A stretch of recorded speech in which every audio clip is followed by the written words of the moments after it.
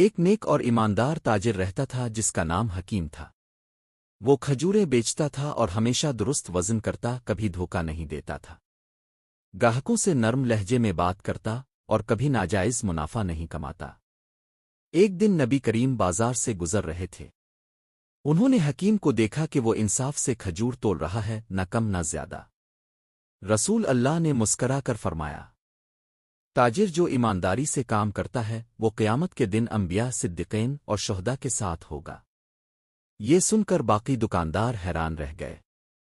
ان میں سے ایک نے حکیم سے پوچھا، تم ہمیشہ ایمانداری سے کیوں تولتے ہو؟